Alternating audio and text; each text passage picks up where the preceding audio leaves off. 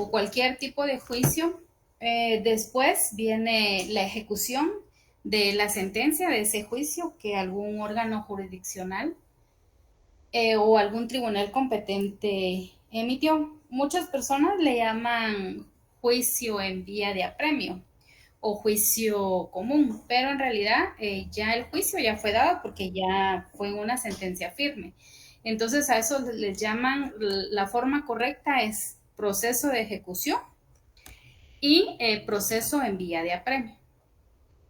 Entonces, vamos a empezar. Sergio, si me haces favor de leer lo que está ahí en pantalla.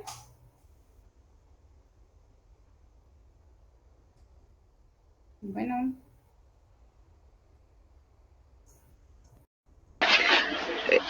La ejecución procesal, procesos de ejecución, que es el tema, ¿verdad? Entonces comenzamos con la ejecución procesal. No hay tomate en la mañana que te lo usaban para el almuerzo. La ejecución como fase posterior a la de conocimiento es definida por Eduardo Couture como el procedimiento dirigido a asegurar la eficacia práctica de las sentencias de condena. Mediante la ejecución se hace patente el carácter coercitivo de la sentencia. Luego tenemos lo que es definición de proceso de ejecución. La definición nos dice que es el proceso fundado en la pretensión de ejecución mediante la cual el ejecutante solicita el cumplimiento de una sentencia que culminó con un proceso declarativo. Estos procesos tienen por objeto hacer cumplir un derecho previamente establecido y declarado. ¿Cuál es la naturaleza y características de los procesos de ejecución? La naturaleza de este tipo de procesos es eminentemente de índole procesal. La doctrina generalmente los divide en dos. El primero sería proceso de ejecución de dación, los cuales consisten en dar una cosa o cierta cantidad de dinero. Y el segundo son procesos de ejecución de transformación, los que buscan como fin un hacer o deshacer. O sea, deshacer quiere decir un no hacer forzoso, cuyo incumplimiento conlleva consecuencias jurídicas. Gracias. Entonces, si se dan cuenta, por eso se llama proceso de ejecución, porque prácticamente lo que busca es ejecutoriar una sentencia. Entonces, aquí ya no se le dice, por ejemplo, demandante y demandado o procesado, sino que aquí ya se le denomina ejecutante, que es la persona quien está solicitando que se ejecute alguna sentencia. Por ejemplo, en un juicio de pensión alimenticia, entonces el juez ya dictó sentencia de que el fulano de tal Juan Pérez pase la mensualidad de 1,000 quetzales mensuales por cuestión de pensión alimenticia, que ya está fijada en una sentencia firme. Entonces, quien solicita que ya se ejecute esa sentencia se le llama ejecutante. Y la persona quien debe de cumplir esa sentencia se le llama ejecutado. Entonces aquí hay que tomar en cuenta cómo se les va a llamar a cada una de las personas que intervienen en la ejecución de ese proceso.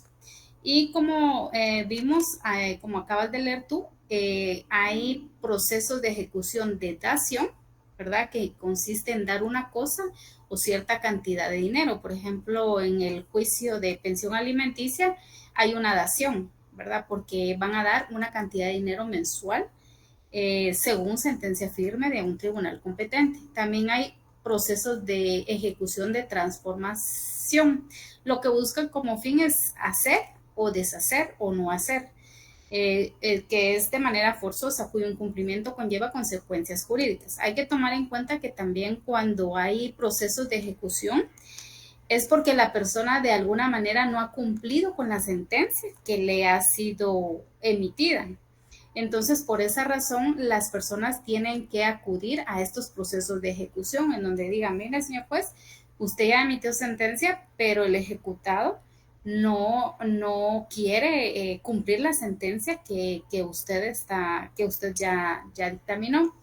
Entonces, por esa razón, se hace un procedimiento o un proceso de ejecución de dación en donde ya en sentencia firme tienen que dar el dinero mensualmente. Una ejecución de transformación que lo que busca como fin es un hacer o un deshacer. Por ejemplo, en el caso de una compraventa de un bien inmueble y pues entonces lo que se busca es que ya ellos den la escritura pública, digamos, ¿verdad? Del bien inmueble o el de no hacer, ¿verdad? En algún momento dado también el juez puede dictaminar que no hagan algo y pues las personas tienen que acatarse a lo que él dice.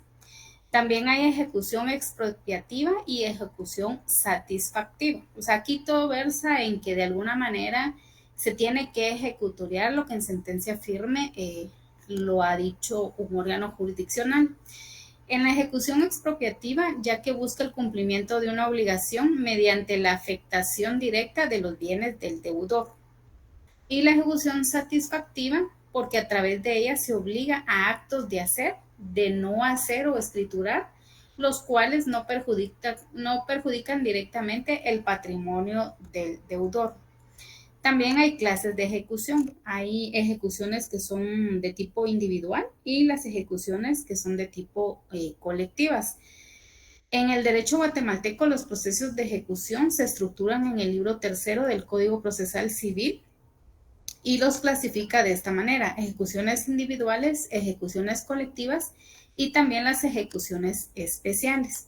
Las ejecuciones individuales siendo los procesos de ejecución y ejecución en la vía de apremio, ¿verdad? Entonces eso es lo que vamos, según el programa, eso es el siguiente tema a tocar, que habla aquí de los procesos de ejecución. Después del juicio arbitral, que fue el último tema que vimos con la licenciada Fabiola, toca el proceso de ejecución, ¿verdad? Ya ahorita estamos viendo la definición, su naturaleza, elementos, clases, la acción ejecutiva. Y dentro de esos procesos, los que son de tipo individual son lo que es la ejecución en la vía común y en la ejecución en la vía de apremio. Y después también hay unos procesos especiales que se dan en determinados casos. Y después ya viene el juicio ejecutivo según lo que está ahí en el programa. Entonces, las ejecuciones individuales es cuando el ejecutante solicita por medio de un proceso de ejecución o una ejecución en vía de apremio para que la persona, el ejecutado, realice lo que se le dictó en esa sentencia. Y en las ejecuciones colectivas es obviamente cuando son, por ejemplo, demandas laborales. Y ahí hay clasificaciones. Está el concurso voluntario, el concurso necesario y la quiebra. También están las ejecuciones especiales, que es la ejecución de sentencias nacionales o sentencias extranjeras, ejecución de obligación de dar, ejecución de obligación de hacer y la obligación de escriturar.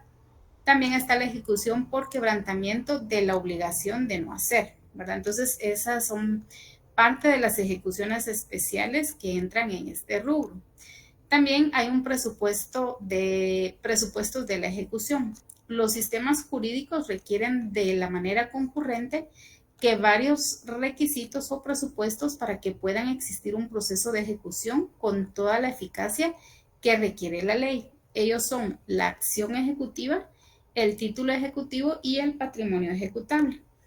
Entonces, en breves palabras, lo que podemos decir es que si hay una sentencia, pero por alguna razón el ejecutado no lo ha hecho efectivo, entonces viene el ejecutante y solicita un proceso. Si es de manera individual, lo puede hacer por un proceso de la vía común o un proceso por la vía de apremio. Pero para que el ejecutante pueda solicitar que se haga efectiva su sentencia, tiene que presentar alguno de estos documentos. Primero, la acción ejecutiva o el título ejecutivo y el patrimonio ejecutable, ¿verdad? Entonces, siempre va acompañado de algún documento para que respalde y diga, mire, sí, ya aquí en sentencia firme, aquí tengo el documento en donde la persona tiene que pasarme por un juicio o pensión alimenticia tanta cantidad, ¿verdad? O, por ejemplo, si hacen en el caso de una hipoteca, decir, mire, aquí tengo el documento en donde la persona, yo le presté dinero y pues él dejó como garantía la escritura, ¿verdad? Y se hizo la hipoteca de su casa. Lo mismo en los patrimonios ejecutables. Cuando hablamos de la acción ejecutiva, decimos que es la facultad de acceder a los tribunales de justicia sustentando en una pretensión sobre la cual hay documentos ejecutivos que traen aparejada una ejecución. Es como, por ejemplo, un cheque. Una persona te extiende un cheque y entonces tiene la obligación de que ese cheque tenga fondos. Y si no las tuviera, entonces uno puede tomar la acción de ir ante un juez o un órgano jurisdiccional y decir, mire, la persona me emitió el cheque y no tiene fondos. Entonces, esa es la acción ejecutiva, cuando alguien se apersona a los tribunales y dice cuál es su pretensión. En ese caso de un cheque, sería el reclamo del dinero que le tendría que dar el ejecutado.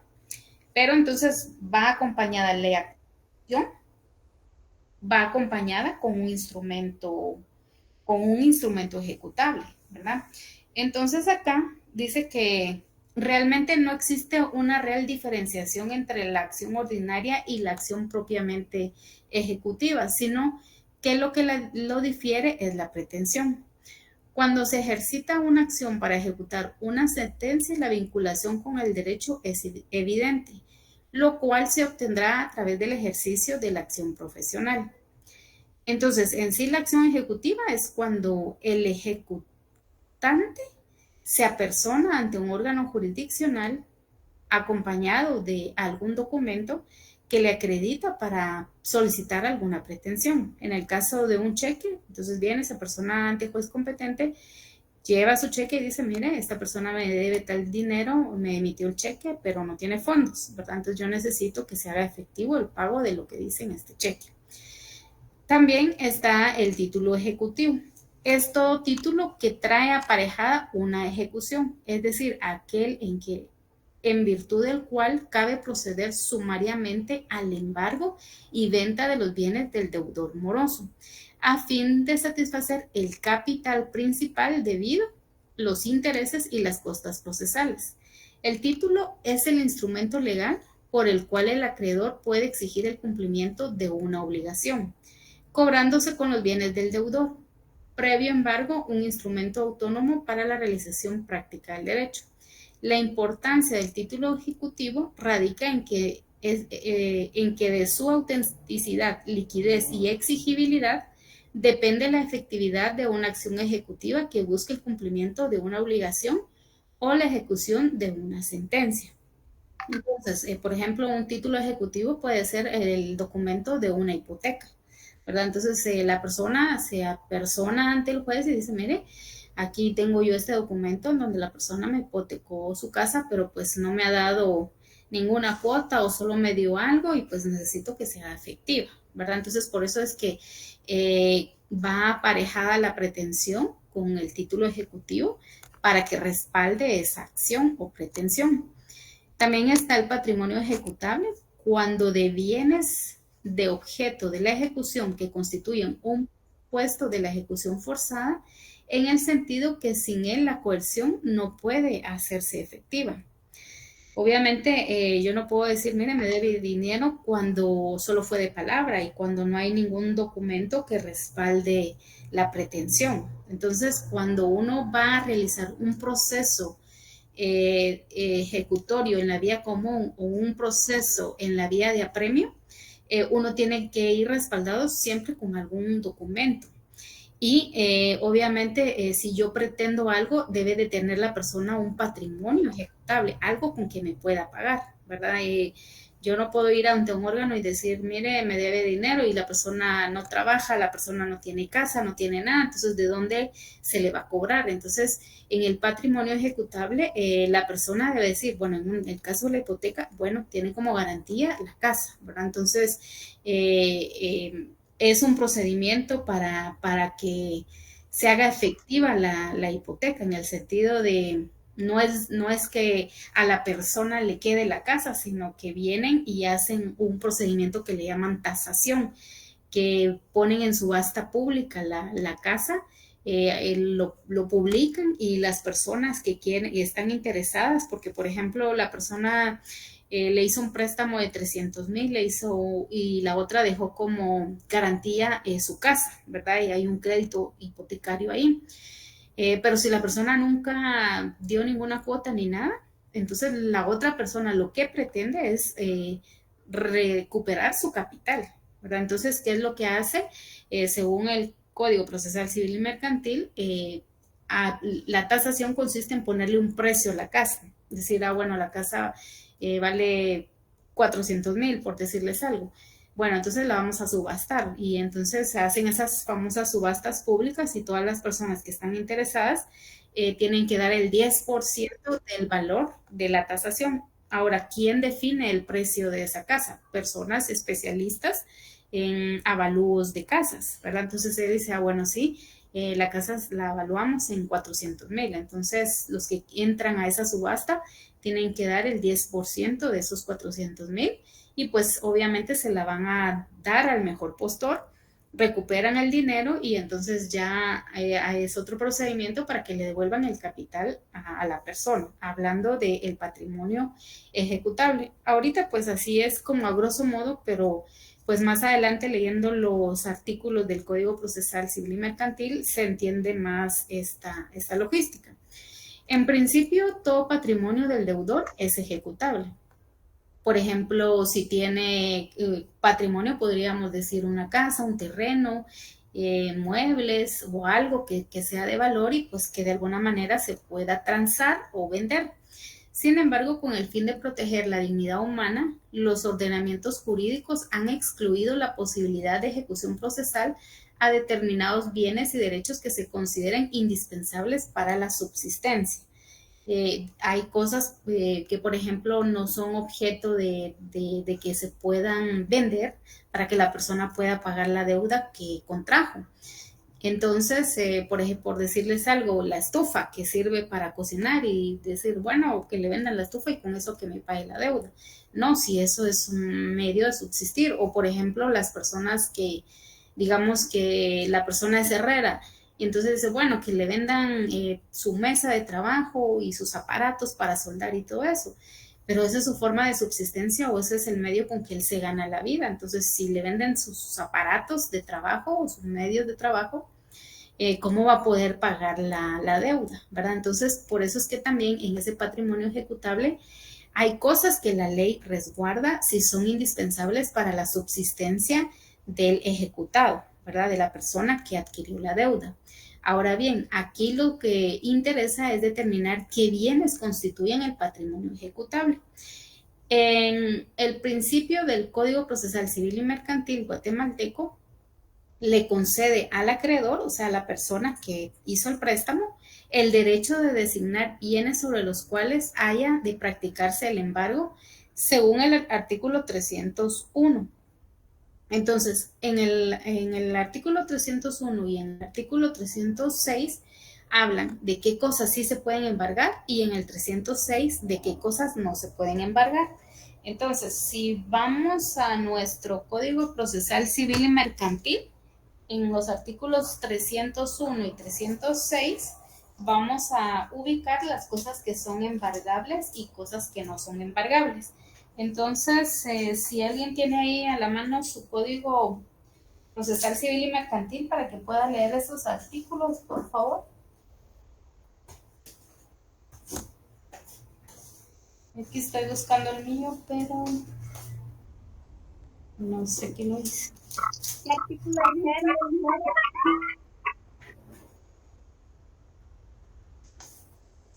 ¿Qué artículo? 301 y 306, por favor. No, ahorita lo leo. Gracias. 301 dice embargo. El Ajá. acreedor tiene derecho a designar los bienes en que haya de practicarse el embargo, pero el ejecutor no embargará sino aquellos que a su juicio sean suficientes para cubrir la suma por la que se decretó el embargo, más un 10% para liquidación de costas. Ajá. Y el 306, Ana, si puedes llamar. Ahorita. Gracias. 306 dice bienes inembargables. No podrán ser objeto de embargo los siguientes bienes. Número 1, los ejidos de los pueblos y las parcelas concedidas por la administración pública a los particulares si la concesión lo prohíbe. 2, las sumas debidas a los contratistas de obras públicas, con excepción de las reclamaciones de los trabajadores de la obra o de los que hayan suministrado materiales para ella, pero sí podrá embargarse la suma que deba pagarse al contratista después de concluida la obra. 3, la totalidad de los salarios o sueldos y de honorarios, salvo sobre los porcentajes autorizados por leyes especiales y en su defecto por el Código de Trabajo. 4, las pensiones alimenticias presentes y futuras. 5, los muebles y los vestidos del deudor y de su familia no fueren superfluos o objetos de lujo a juicio del juez, ni las previsiones para la subsistencia durante un mes. 6, los libros útiles o instrumentos necesarios para el ejercicio de la profesión, arte u oficio para aquel deudor esté dedicado. 7, los derechos cuyo ejercicio es meramente personal, como los de uso, habitación y usufructo de este. 8, pensiones, montepíos y jubilaciones menores de 100 quetzales al mes que el Estado acuerde a las pensiones o indemnizaciones a favor de inválidos.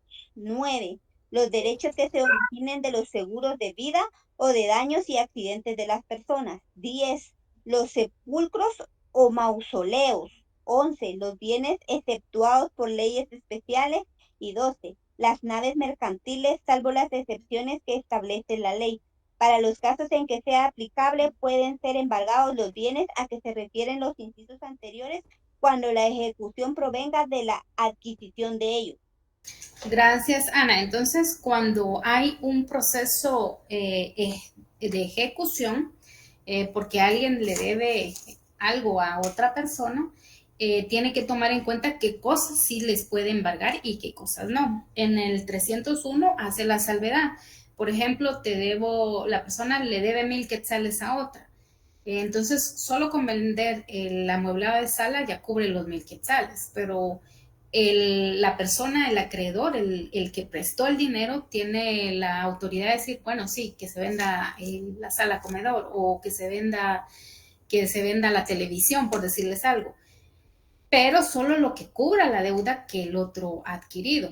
Tampoco no va a decir así que le vendan la sala, que le vendan el comedor, la televisión, la refri y todo, cuando la deuda quizás solo es de 1,000, ¿verdad? Entonces sí puede designar el acreedor qué es lo que quiere que salga a la venta, pero siempre y cuando que solo cubra el monto que el ejecutado o el deudor le debe a esa persona.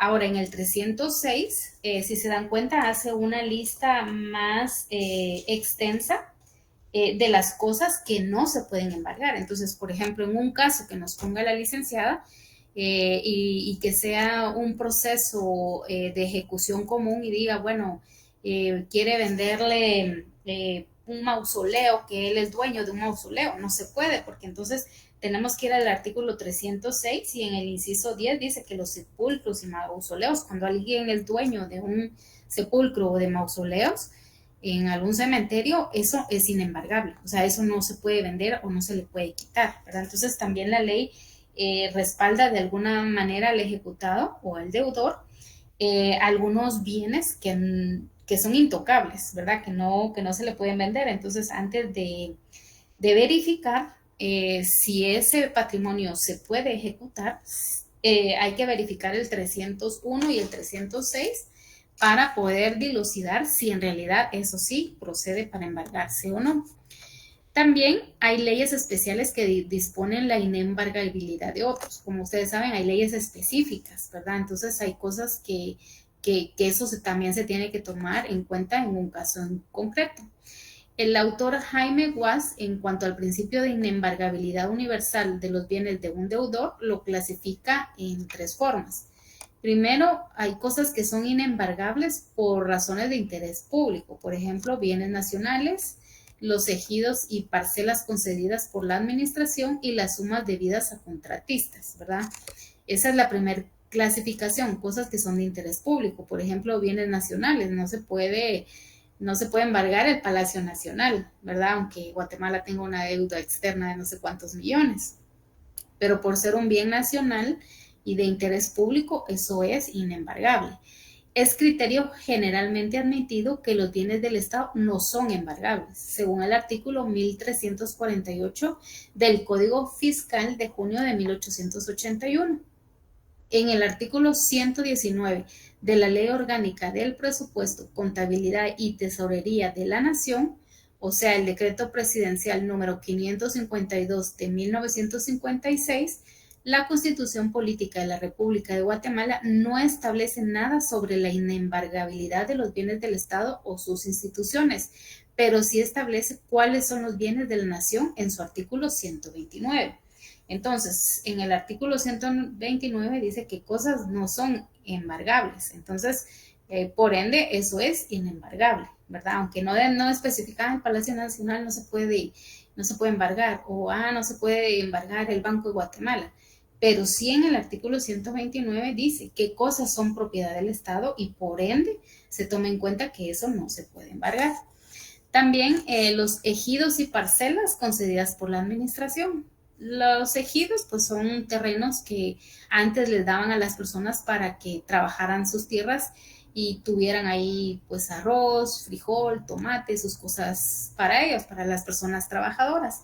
O las parcelas, pues que también ese es ese lugar de tierra en donde las personas eran propietarias y también ellas podían producir en sus parcelas. ¿Sí, Leslie? Entonces unimos el 306 con el 129 de la Constitución también. Exactamente, sí, si en un caso dado dijeran, bueno, Guatemala tiene una deuda externa con Belice y pues entonces Belice está requiriendo que embarguen el Palacio Nacional, entonces uno se va al artículo 129 y uno dice, no, esa es propiedad de Guatemala, es de interés público y pues eso es inembargable. Entonces sí hay que hacer el llamado a esos 2 artículos, por eso es lo interesante de conocer en dónde encontramos a la hora de que venga un caso, porque pues por lo que veo la licenciada eso es lo que más pone. Entonces hay que tomar en cuenta qué cosas sí se pueden embargar, qué cosas no. Si son cosas nacionales, qué cosas dicen el artículo 129 que no se pueden embargar. También en los ejidos y parcelas, en el artículo 306, en el inciso primero, siempre del Código Procesal Civil y Mercantil, dice que hay que integrarlo con el artículo 178 de la Ley de Transformación Agraria.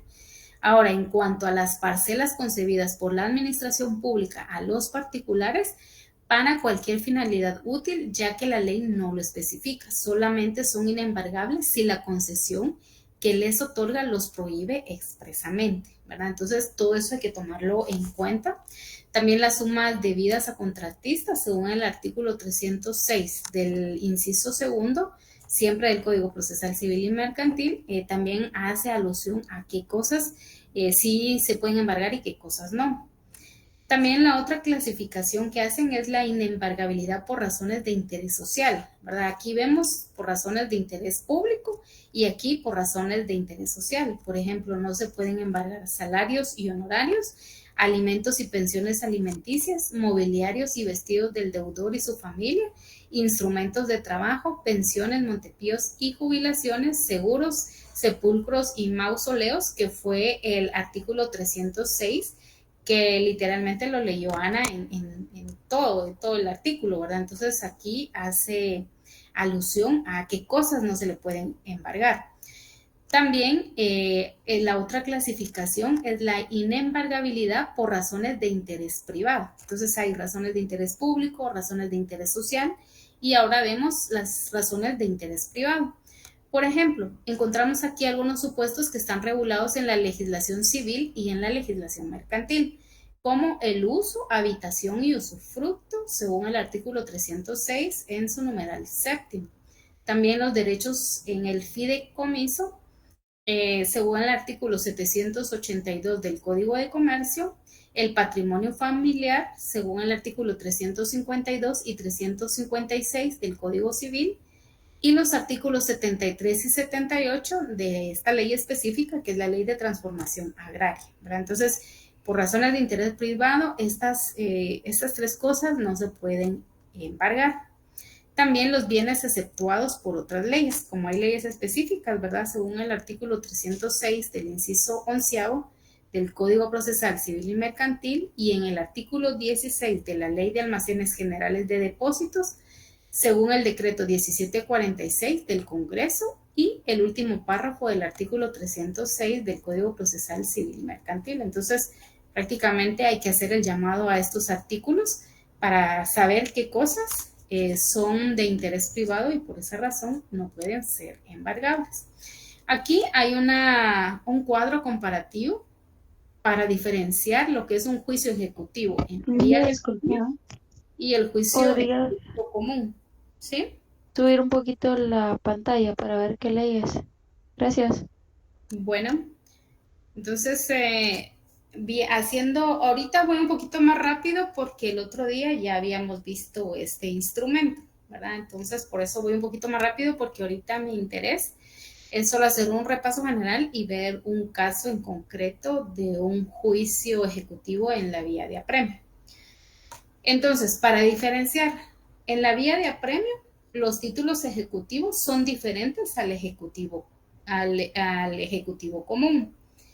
En el ejecutivo común, los títulos ejecutivos son diferentes a la vía de apremio. O sea, lo que se reclama tanto el ejecutante como el ejecutado, los títulos que presentan son diferentes en una vía de apremio y en un título ejecutivo común. En la vía de apremio no se puede contestar la demanda, solo plantear excepciones, pero que destruyan la eficacia del título ejecutivo y que fundamenten en prueba documental. Por ejemplo, una persona que debe una tarjeta de crédito y pues ya pasaron los 10 años y pues esa deuda ya feneció. Entonces la persona puede decir, mire, voy a poner una excepción porque ya la deuda feneció, ¿verdad? Entonces ya no me pueden cobrar eso. También en un proceso ejecutivo común se puede contestar la demanda y plantear excepciones. En cambio, en la vía de apremio no se puede contestar la demanda, solo se puede justificar por qué razones la persona no hizo efectivo el pago o qué excepción va a interponer. En la vía de apremio, el plazo para que el ejecutado tome una actitud ante el juicio es de 3 días, ¿verdad? En la vía de apremio es como el proceso más corto, ¿verdad? El ejecutado, o sea, la persona que debe, que ha contraído una obligación y que no lo ha cumplido, tiene 3 días para presentar una actitud, o sea, una actitud de allanarse, una actitud de rebeldía o los diferentes tipos de actitudes que nos menciona el Código Procesal Civil y Mercantil. En la vía ejecutiva, lo que tienen es, como es un ejecutivo común, es como más largo el proceso. Entonces, el ejecutado tiene 5 días para tomar una actitud, ¿verdad? Para personarse y tomar una actitud. En la vía de apremio no se abre a prueba, ¿verdad? O sea, ahí, tanto en el ejecutivo común como en la vía de apremio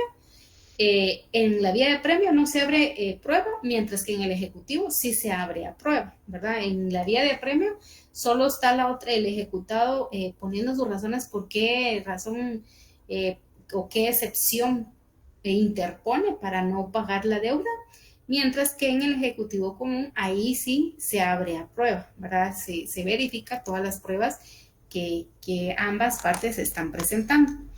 También en la vía de apremio no se dicta sentencia, porque ya hay una sentencia dictada, sino que ahí lo que el ejecutante está solicitando es que se le haga efectiva la ejecución de la sentencia que ya un órgano jurisdiccional dio en su momento determinado. Y ahora, en un proceso ejecutivo común, si se dicta sentencia, ¿verdad? Es el juez quien va a dictar la sentencia.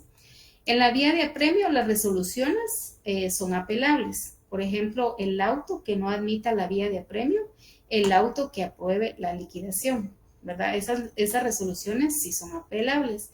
Mientras que en el ejecutivo común, las resoluciones apelables son el auto que deniegue el trámite a la ejecución, la sentencia y el auto que apruebe la liquidación.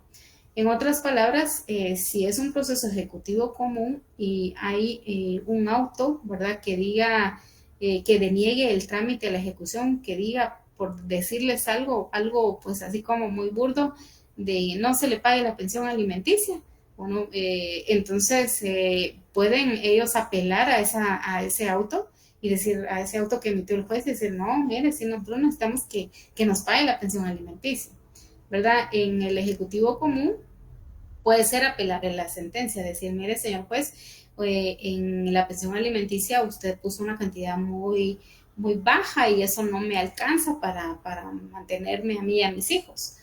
O el auto que apruebe la liquidación, ¿verdad? Que en sentencia digan, bueno, que se liquiden el patrimonio de Juan Pérez. Entonces, él puede puede apelar para que el juez cambie en cuanto a su decisión. En la vía de apremio, sí se pueden poner resoluciones apelables o se pueden pedir apelaciones cuando el auto que no admita la vía de apremio, o cuando un auto que apruebe la liquidación, ¿verdad? Que un juez diga, no se admite este trámite en la vía de apremio, pues se puede apelar esa decisión del juez. O un auto que apruebe la liquidación, que dice, bueno, pues se liquides todos los patrimonios, el patrimonio del ejecutado, también se puede apelar esa decisión del juez. En la vía de apremio no se admite revisión en la vía ordinaria. En el proceso ejecutivo común se puede pedir revisión de lo resuelto a través de un juicio ordinario. En la vía de apremio no se pueden aplicar las normas correspondientes al juicio ejecutivo.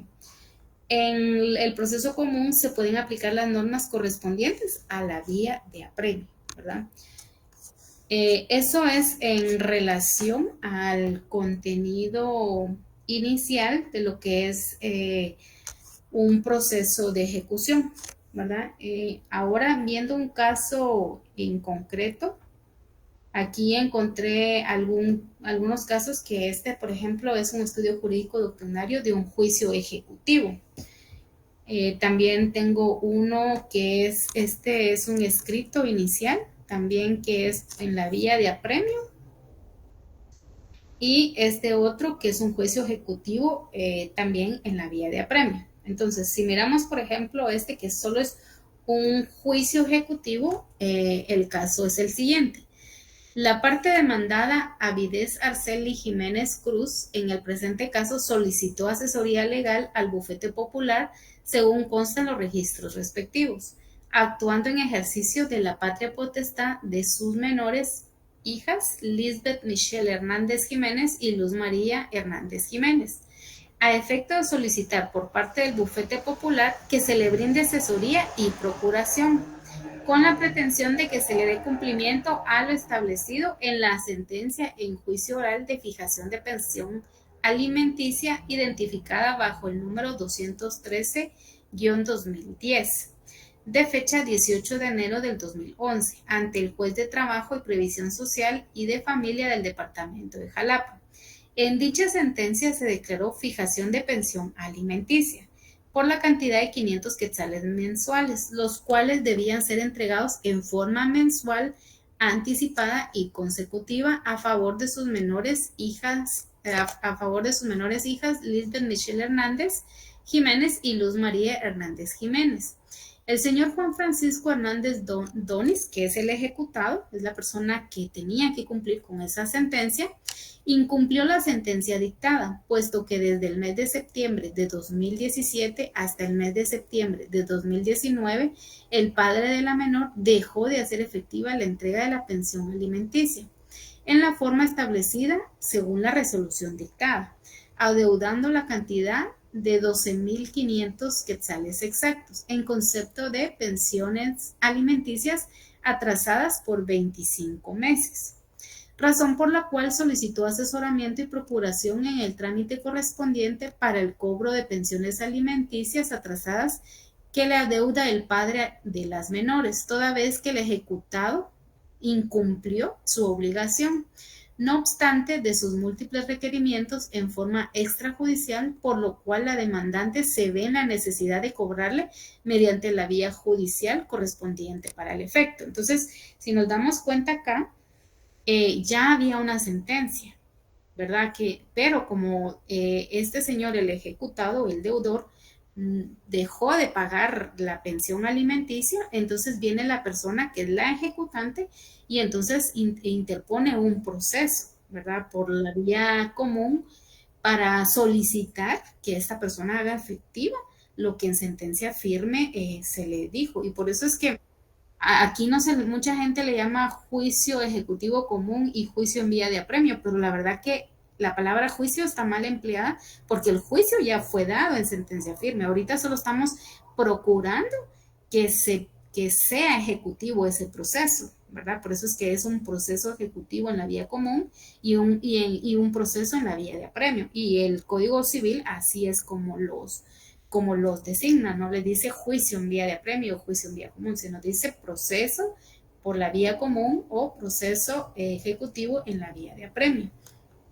Continuando con el caso, dice, según certificación que reproduce sentencia dictada dentro del juicio oral de fijación de pensión alimenticia, identificado con el número 213-2010 a cargo del oficial segundo promovido por Avidez Arceli Jiménez Cruz en contra de Juan Francisco Hernández Donis. Entonces, obviamente ahí la señora Avidez Arceli Jiménez Cruz, que es la ejecutante, que es la que está interponiendo ese proceso de ejecución en contra de, pues obviamente, del padre de sus hijas, que es el ejecutado Juan Francisco Hernández Donis. Entonces, constituye un título ejecutivo. El título ejecutivo es esa sentencia que el juez dictó en donde don Juan Francisco Hernández tenía que pasar la pensión alimenticia a razón de 500 quetzales por cada una de las hijas de la señora. Entonces aquí dice, constituye el título ejecutivo suficiente como medio de prueba para probar la obligación del señor Juan Francisco Hernández Donis y en la que se obligó a pagar según consta en la sentencia ya descrita, razón por la cual el procedimiento a seguir para exigir el cumplimiento de la obligación contraída fue el juicio ejecutivo en la vía de apremio, bajo el fundamento de derecho establecido en el artículo 294 del Código Procesal Civil y Mercantil, el cual indica, procede la ejecución en vía de apremio cuando se pida en virtud de los siguientes títulos, siempre que se contraiga aparejada la obligación de pagar cantidad de dinero líquida y exigible. Primero, sentencia pasada en autoridad de cosa juzgada, ¿verdad? En este caso, pues ya habían juzgado a don Francisco, que es el ejecutado, y pues ya le habían dicho, bueno, el juez le dijo en sentencia firme, usted tiene que pagar 500 quetzales a razón de pensión alimenticia por cada una de sus hijas. Entonces, aferrándose al artículo 294, en el inciso primero donde dice sentencia pasada en autoridad y cosa juzgada, porque él ya fue juzgado, ya hubo una sentencia, más sin embargo, él no la incumplió. Por esa razón es que este caso se resuelve bajo el juicio ejecutivo en la vía de apremio.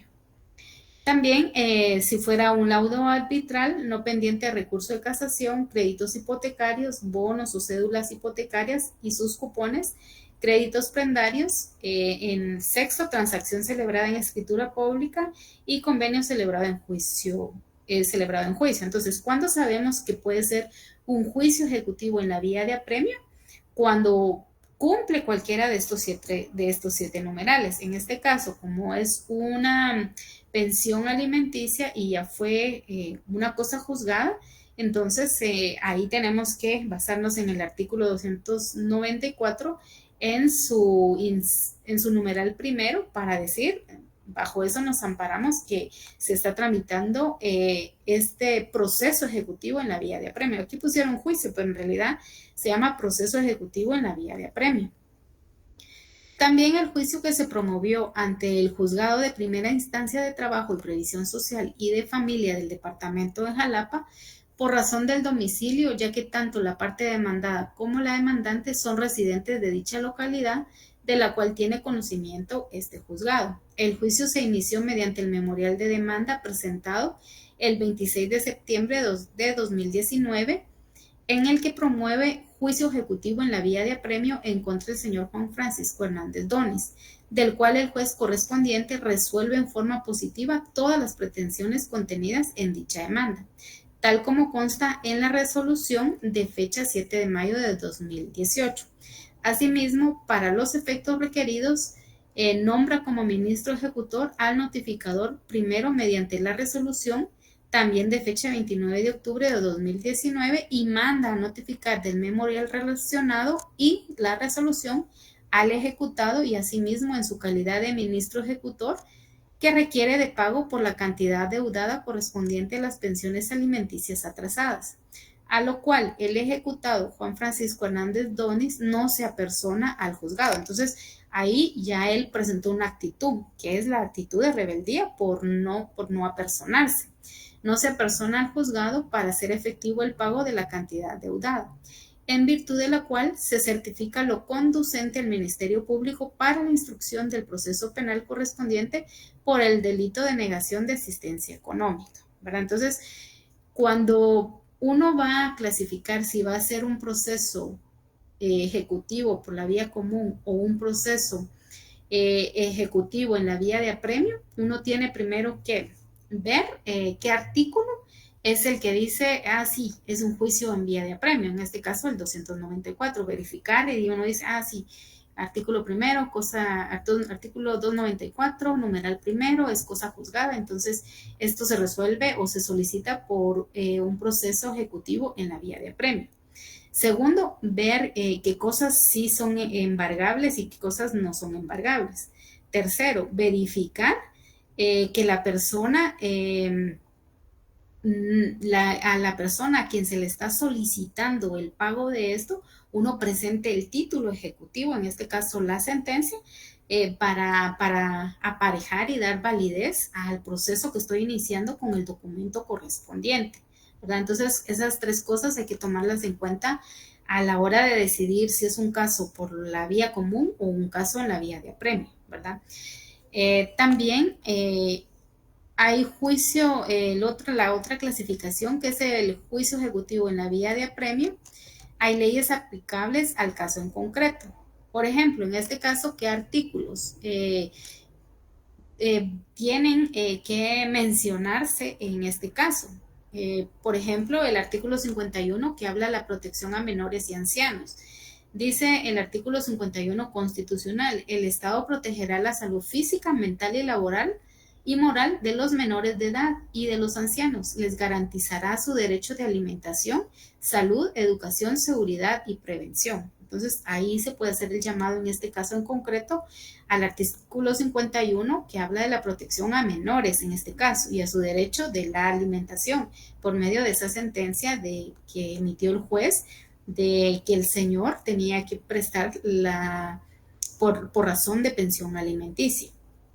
También el artículo 55 que dice obligación de proporcionar alimentos. Es punible la negativa a proporcionar alimentos en la forma que la ley prescribe. Quiere decir que es punible, o sea que es un delito que se puede perseguir a esta persona por negarle la provisión de los alimentos a sus hijos que son menores de edad, y por eso es que se llama al Ministerio Público cuando esta persona toma la actitud de rebeldía, de no apersonarse, y ya es perseguible ese delito según el artículo 55 constitucional. También en el Código Civil, que es el Decreto Ley 106, en el artículo 278, dice, la denominación de alimentos comprende todo lo indispensable para el sustento, habitación, vestido, asistencia médica y también la educación e instrucción del alimentista cuando es menor de edad. Entonces, si nos damos cuenta, en este caso en concreto, nos amparamos para ver bajo qué vía vamos a iniciar este proceso, que es el artículo 294, para saber que esto de pensión alimenticia es un proceso ejecutivo en la vía de apremio. Segundo, que otros artículos de las leyes de nuestro país amparan esta petición. El artículo 51 de la protección a menores y ancianos de la Constitución, el artículo 55 constitucional que habla de la obligación de proporcionar alimentos, el artículo 297 del Código Procesal Civil y Mercantil, que habla del mandamiento de ejecución, ¿verdad? Entonces, aquí dice, promovida la premio, el juez calificará el título en que se funde y si le considera suficiente, despachará mandamiento de ejecución, ordenando el requerimiento del obligado y el embargo de bienes en su caso. No será necesario el requerimiento ni el embargo si la obligación estuviere garantizada con prenda o hipoteca. En estos casos se ordenará que se notifique la ejecución señalándose día y hora para el remate de conformidad al artículo 313. Y es lo que yo les decía, por ejemplo, si el señor de alguna manera la esposa logró comprobar que era dueño de un terreno, entonces, y ese terreno quedó como garantía para que a la hora de que él no pagara la pensión alimenticia de sus hijos, entonces eso queda como en calidad de prenda o hipoteca. En este caso, digamos, podría ser en lugar de prenda. Pero como él ya no se apersonó, ya no cumplió con la obligación de la sentencia dada, entonces se ordena que se ejecute, ¿verdad? La prenda que él dejó como garantía y se van a lo que le llaman el remate, ¿verdad? Que el remate consiste en vender su terreno y para vender el terreno tienen que hacer una tasación y la tasación es que personas expertas en avalúos dicen, bueno, este terreno vale, por decirles algo, 100,000 y él tiene una deuda de 50,000, entonces se le va a quitar lo que la deuda que él tiene con la persona, me imagino, su ex cónyuge, para que pueda saldar la deuda pagada. En todo caso, se podrá solicitar las medidas cautelares previstas en este código. Por ejemplo, que la señora diga, mire, ahora este señor se va a dar a la fuga, entonces le pueden poner una medida cautelar de arraigo para que el señor no se vaya. O mire, este señor ahora va a pasar las escrituras a nombre de otra persona, ¿verdad? O esta persona me está amenazando de muerte. Entonces, se puede tomar algunas medidas para que se pueda ejecutoriar lo dicho en sentencia y para que esta persona, el ejecutado, cumpla su obligación con el ejecutante, que es el que está interponiendo el proceso de ejecución, en este caso por la vía de apremio. También el artículo 128 que habla de los medios de prueba. Son medios de prueba, primero la declaración de las partes, segundo la declaración de los testigos, tercero el dictamen de expertos, cuarto reconocimiento judicial, quinto documentos, sexto medios científicos de prueba y séptimo presunciones. También el artículo 296 habla de la ineficacia del título. Solo se admitirán las excepciones que destruyan la eficacia del título y se fundamenten en prueba documental, siempre que se interpongan dentro del tercer día de ser requerido o notificado el deudor. Se recuerdan que el plazo para presentar en vía de apremio es de 3 días y en proceso común es de 5, porque en la vía de apremio los plazos son más cortos. En el artículo 298 dice, el juez designará a un notario si lo pidiere el ejecutante, o sea, la persona que está interponiendo este proceso de ejecución o uno de los empleados del juzgado para hacer el requerimiento y embargo o secuestro en su caso. El ejecutor requerirá de pago al deudor lo que hará constar por razón puesta a continuación del mandamiento y si no hiciera el pago en el acto, procederá el ejecutor a practicar el embargo. En el artículo 299 también habla del despacho o el mandamiento de ejecución si el deudor no fuere habido Se hará el requerimiento y embargo por cédula aplicándose las normas relativas a notificaciones. En el artículo 300 siempre dice si el demandado pagare la suma reclamada y las costas causadas, se hará constar en auto, se entregará al ejecutante la suma satisfecha y se dará por terminado el procedimiento. Por ejemplo, el señor dice, no, mire, no me vendan mi terreno, yo aquí tengo los 50,000 que debo por cuestión de pensión alimenticia, aquí están los 50,000 y más las costas, ¿verdad? En los gastos en que incurrió la ejecutante de ir a interponer la demanda, contratar un abogado, qué sé yo. Bueno, en este caso fue a través del bufete popular, entonces, pero los gastos de movilización, gastos de fotocopia, en fin, que de alguna manera son gastos o costas, y el ejecutado dice, bueno, aquí está el dinero, lo voy a cancelar, entonces ahí termina el procedimiento, ya no hay más que hacer porque pues ya él saldó su deuda. Asimismo, puede el deudor hacer levantar el embargo consignado dentro del mismo proceso, la cantidad reclamada más un 10% para la liquidación de costas, reservándose el derecho de oponerse a la ejecución. Lo anterior se entiende sin perjuicio de que si la cantidad consignada no fuere suficiente para cubrir la deuda principal, intereses y costas según liquidación, se practicará embargo por lo que falte. Entonces, por ejemplo, la persona dice, mire, mi terreno vale 30,000 y yo debo 50,000. Entonces, bueno, yo voy a pagar los 30,000, pero pues de plano sí, tienen que embargarle y tienen que tasar su terreno para que logre cubrir la deuda de los 50,000 que le debe a la otra persona por cuestiones de pensión alimenticia. Entonces, también la ley prevé esa situación en el artículo 300 del Código Procesal Civil y Mercantil. También se puede hacer uso del artículo 141 de la Ley del Organismo Judicial, que es el decreto 2-89, en donde las resoluciones judiciales son decretos que son determinaciones de trámite, que pueden ser los autos y las sentencias. El artículo 142, que habla de los plazos para resolver. El artículo 142 bis, que habla del plazo para notificar. Y en eso terminaría el caso, ¿verdad? Entonces, en este caso, nos damos cuenta que aquí nos plantean el caso en concreto, los artículos con los que se puede dar solución al caso, para saber que este fue un ejemplo en caso en vía de apremio. Entonces, no sé si tienen alguna duda, compañeros, o tienen algún comentario.